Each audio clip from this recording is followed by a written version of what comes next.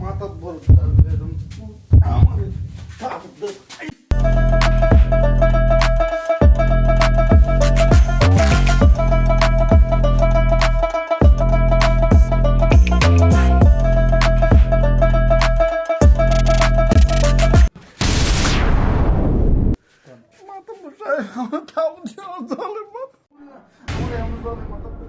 Azad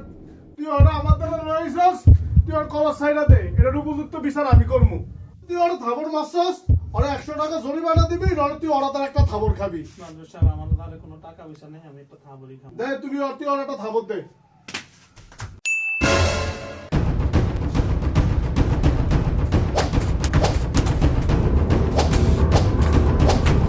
Malika